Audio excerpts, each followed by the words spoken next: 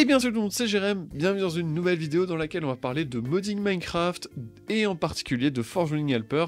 Alors pour ceux qui regardent, que ce soit mon serveur Discord, qui me suivent sur Twitter ou qui ont regardé l'onglet communauté, vous savez que je vous ai proposé des nouvelles versions et des bêtas de Forge Running Helper, mais je tenais à faire une vidéo pour aussi parler que c'est un projet open source, que vous pouvez y contribuer, et aussi pour ceux éventuellement qui ne me suivraient pas ou qui n'auraient pas vu passer l'info. D'ailleurs, vous avez tout en description, Twitter, Discord, etc. N'hésitez pas à me suivre sur Twitter du coup et à me rejoindre sur Discord. Voilà, j'ai publié des petites choses, je discute avec vous quand il y a besoin, etc. Donc si vous voulez, c'est dans la description. Donc, Forge Running Helper. À quoi ça sert à la base? C'était un logiciel qui permettait de générer des modèles de JSON, parce que vous savez que depuis la 1.8, les modèles, enfin les items, les blocs, etc. nécessitent des modèles en JSON, c'était un peu redondant à faire, et à l'époque c'était surtout pour Dofuscraft, on en faisait des grandes quantités. Du coup j'avais codé un petit logiciel qui permettait de générer facilement des JSON, des blocs state et les modèles de blocs, enfin bref, c'était assez... simple, mais au moins ça faisait gagner un peu de temps. Seulement, entre temps, j'ai un peu laissé tomber la version 2, qui est, je vous en avais déjà parlé dans une vidéo, parce que elle était codée en Visual Basic, en VB.net, et encore c'était pas vraiment du dev à proprement parler, c'est pas vraiment du code pur, c'était un peu un mélange de code pur et d'assemblage de briques, vous savez, comme... je sais plus comment ça s'appelle le truc, mais bon bref, vous voyez très bien. Seulement c'est que ça avait beaucoup de limites, l'interface était pas du tout fluide, et même côté code, c'était très restreint. Donc, depuis le temps, j'ai complètement mis de côté cette version. J'avais taffé un peu sur une éventuelle mise à jour, mais je l'ai abandonné parce que ça me correspondait pas. Et depuis que je suis rentré à l'université, je crois que c'était depuis, ça fait bientôt un an en fait, depuis que j'ai attaqué une nouvelle option qui est l'option pour faire du C# là-bas, je me suis mis, pourquoi pas refaire en fait le Forge Running Helper, mais en C#, donc en code pur cette fois, surtout que il y a beaucoup plus de possibilités, l'interface est beaucoup plus jolie, vous pouvez déjà le voir, et enfin bref, donc je me suis dit let's go. Donc j'ai évidemment appris le C# entre temps, et du coup je me suis lancé dans cette nouvelle aventure. Bon, tout ça c'est de la mise en contexte pour que juste vous sachiez pourquoi la version 2 s'est arrêtée et d'où vient le logiciel de base. Bon, maintenant, j'ai bien avancé dessus et je vous ai proposé il y a quelques semaines une première bêta où il y avait simplement l'assistant créateur. Je vais vous présenter après les fonctionnalités qu'il y a pour l'instant sur le logiciel et la manière dont vous pouvez contribuer, etc. Je vous en parle après. Et puis récemment, ça doit faire une semaine je crois, une semaine ou deux, je vous ai proposé une seconde bêta avec un peu plus d'avancée, des corrections de bugs, etc.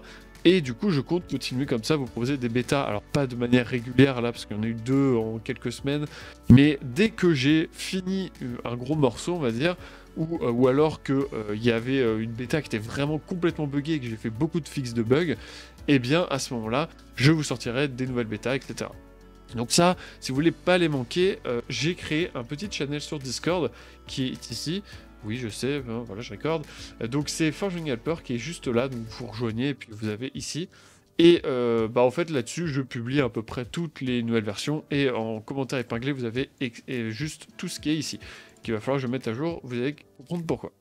Donc, dans ce channel, vous pourrez également reporter vos bugs, donner vos suggestions d'ajout, etc. Donc voilà, si vous voulez contribuer au projet d'une manière ou d'une autre, c'est ici. Et si vous voulez ne pas manquer les nouvelles versions, c'est ici aussi. Parce que je ne pense pas le faire à chaque fois sur l'onglet communauté et à chaque fois sur Twitter. C'est vraiment ici où tout va être centralisé.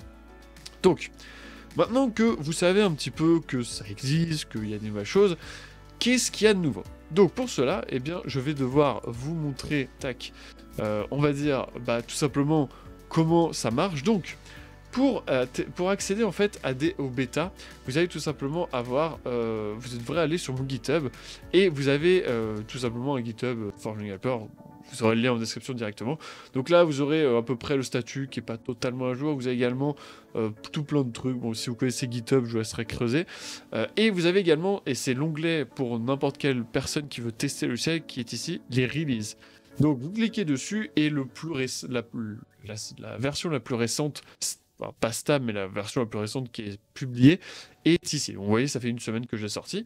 Donc là, vous avez, généralement, je mets le changelog. Alors oui, tout est en anglais, parce que GitHub, c'est anglais, et j'ai envie que ça soit ouvert aux anglophones aussi, parce qu'en plus, c'est une très très grosse commune anglophone de modding. Donc à terme, en plus, tout le logiciel sera traduit en anglais. C'est un truc que je dois faire dans pas très longtemps. Enfin bref. Et donc, vous pouvez tout simplement accéder au pré-release, vous allez cliquer sur Assets et vous avez tout simplement à télécharger le .zip. Alors, en sachant qu'entre ici et ici, alors la pré-release 1 et la pré-release 2, il y a énormément de modifications sur le fonctionnement même du logiciel, c'est-à-dire que là, vous deviez le mettre dans votre espace de travail, comme c'était le cas sur la version 2. Là, c'est plus le cas, je vais vous expliquer comment ça marche. Donc, voilà, télécharger celle-là, oubliez-la, c'était... En plus, la plupart des bugs, je les ai fixés, parce que j'ai fait des tests aussi en parallèle, et puis surtout en recodant une grosse partie pour faire cette version, je suis tombé sur des bugs. Enfin bref. Donc, vous téléchargez ça, et vous aurez le droit à un magnifique fichier zip. À l'intérieur, si vous l'ouvrez, hop... Vous aurez deux petits trucs, donc ça c'est la DL qui permet de lire les JSON, et vous aurez Forging 3.exe. À terme, il y aura évidemment plus de trucs, et vous allez le voir d'ailleurs, lui, en créer au démarrage. Donc, perso, je vais créer un petit dossier, voilà, tac, je vais le mettre dedans, juste pour vous montrer, tac. Donc, là, j'ai tout simplement mon petit Forging Helper que je vais lancer, tac. Alors, si vous avez un antivirus et que vous l'avez jamais lancé, il va vous dire que c'est pas bien, il va même peut-être le mettre en quarantaine, genre Avast. Faudra attendre, normalement il va finir par dire ok c'est normal. Donc là, j'ai tout simplement mon petit, ma petite interface de bienvenue. Et bon, pour l'instant il n'y a aucun espace de travail récent que j'ai fait, puisque je viens de l'installer. Alors, actuellement, vous pouvez seulement en créer. Je vise à terme de pouvoir en importer, c'est juste beaucoup de travail encore, donc je ne vais pas le faire tout de suite. Donc, pour l'instant, il n'y a que ceux que vous allez créer ici, ou ouvrir, qui à terme sera là aussi, qui sont tout simplement pris en compte. Donc, si on regarde d'ailleurs, vous pouvez voir, il y a un petit truc avec les datas, mais vu qu'il n'y a aucun espace de travail récent, il ne l'a pas écrit. Donc, je vais cliquer sur Nouveau, et là, on a un petit assistant Creator, je vais l'appeler comme ça, qui vous permet en quelques clics de créer votre espace de travail. Alors, ça a été très compliqué de faire, et il y a encore des petites choses qui manquent, etc. Mais il marche, il fonctionne bien pour l'instant. Donc, l'assistant créateur, il est là, en fait, pour vous générer un espace de travail.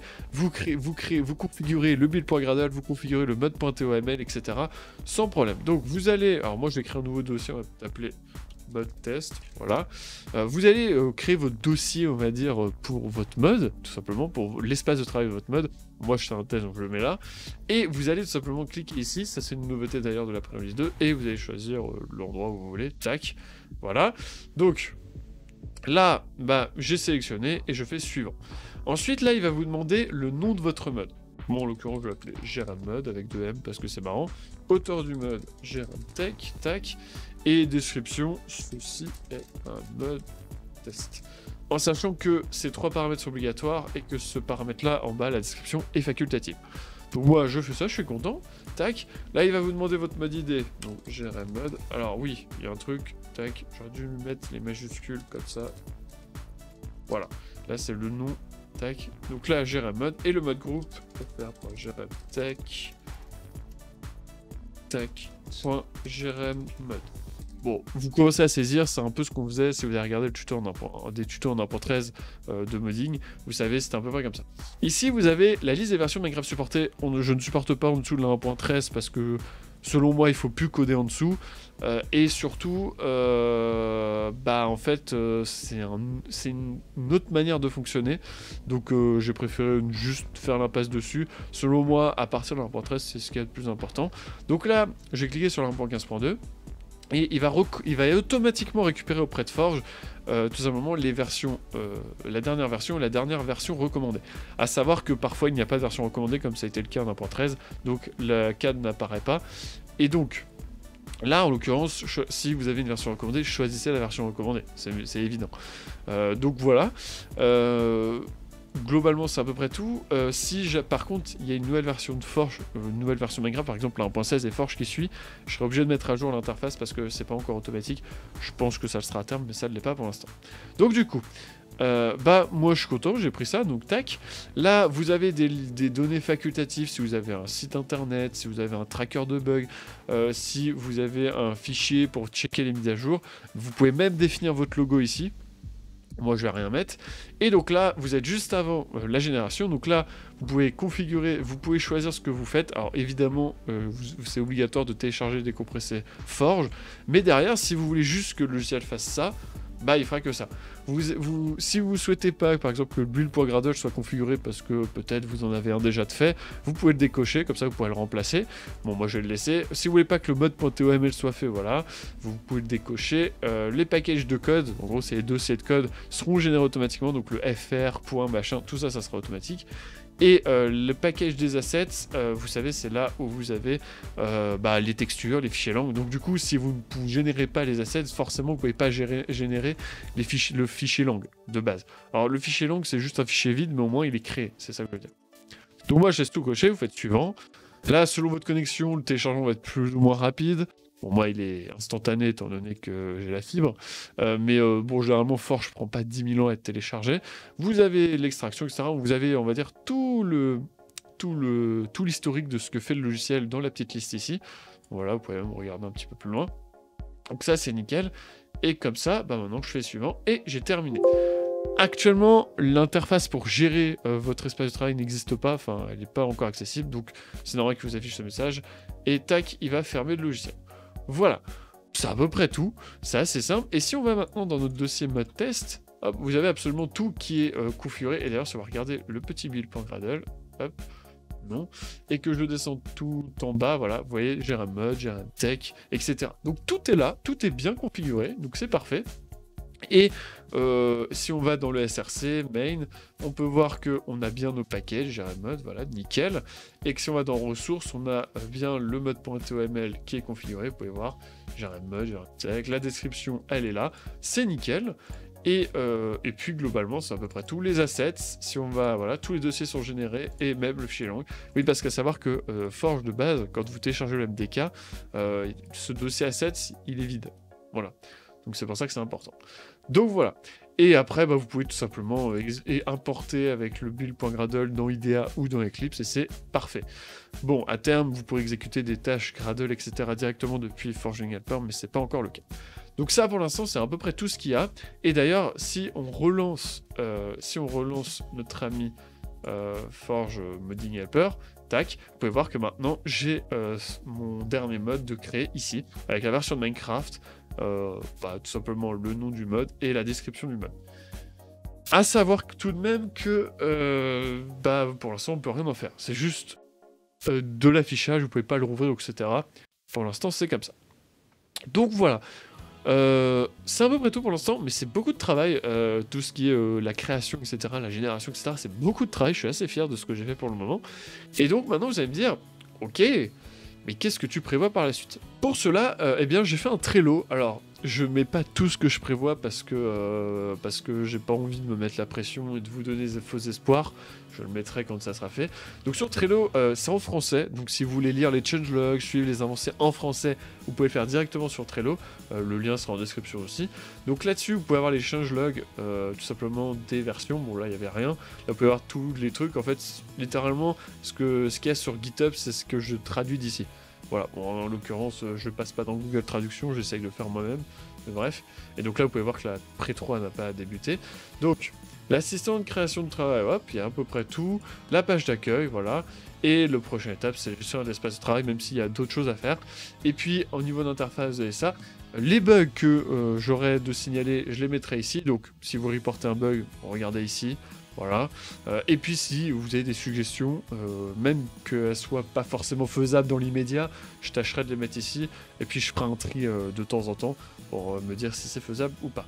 Enfin bref, voilà, si vous souhaitez suivre, vous avez tout ça, et vous avez même une petite carte où vous pouvez suivre un peu tous les liens, donc vous pouvez me suivre sur Twitter pour le développement, sur Discord évidemment, GitHub, et du coup GitHub toujours. Donc, Maintenant, vous savez, tout ça, il y a la plupart qui vont être en mode, bon, bah, je vais aller tester ça.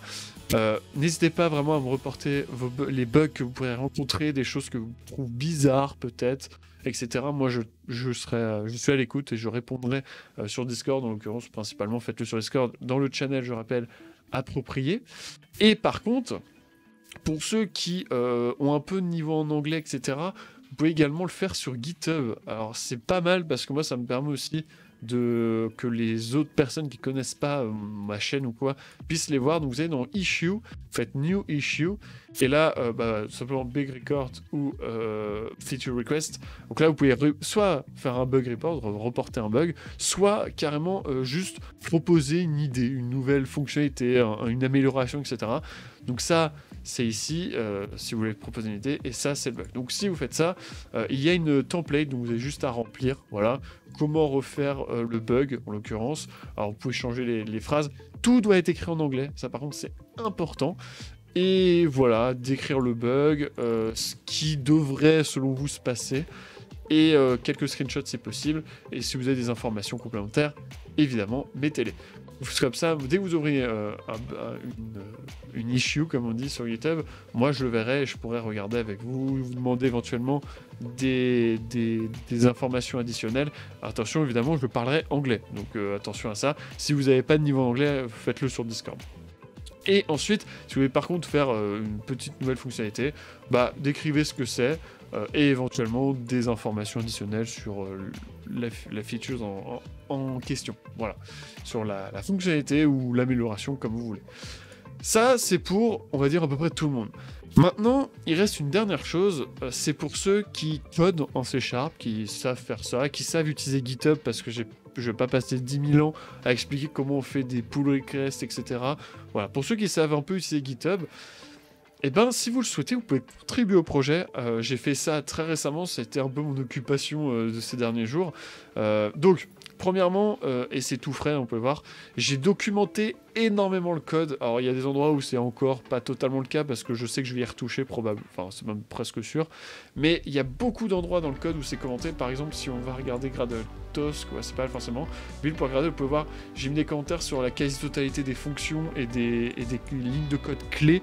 Et ça, c'est dans le cas de tous.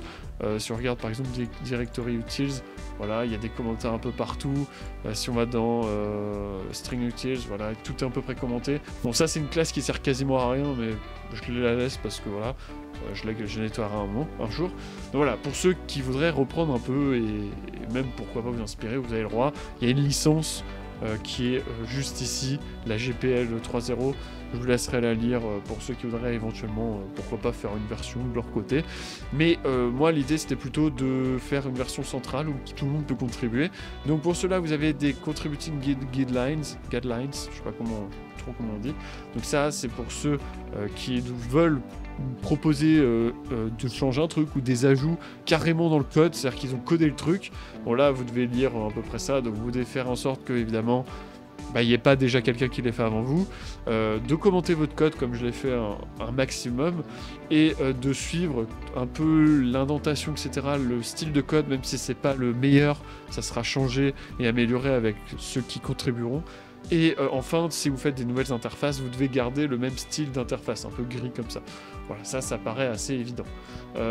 Ensuite, après il y a le code of conduct, mais ça, ceux qui utilisent GitHub, vous le connaissez normalement. Et la licence pour ceux qui voudraient le réutiliser. C'est open source, hein, donc moi je serais même curieux de savoir ce que les gens qui manient un peu, ou qui s'amuseraient un peu à faire avec ce code, feront tout simplement.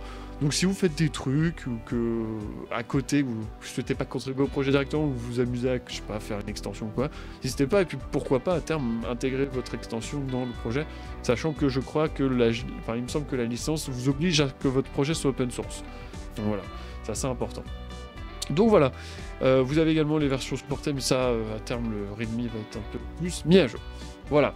Et pour ceux qui souhaiteraient suivre uniquement sur GitHub, déjà vous pouvez suivre et mettre une petite star, vous pouvez faire un fork, ça c'est le fameux truc.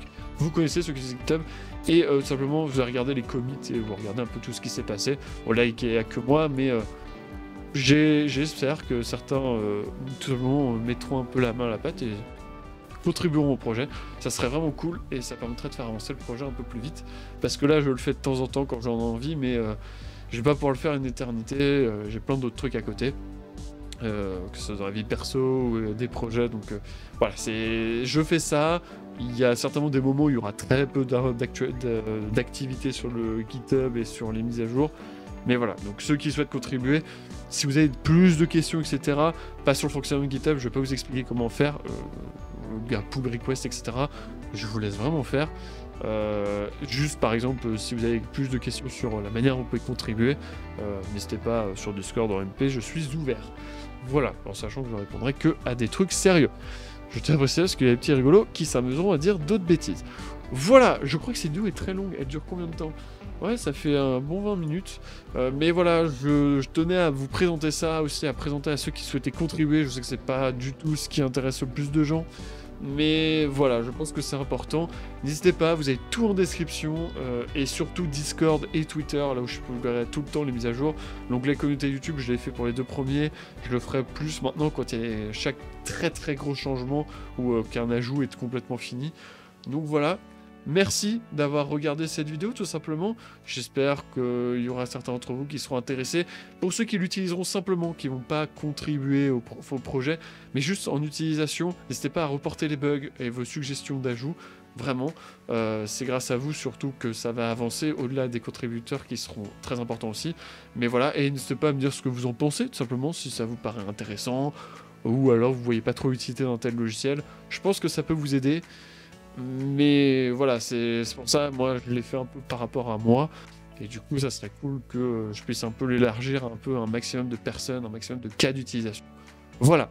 Sur ce, on se dit à très vite pour de prochaines vidéos. Sur ce, tchuss!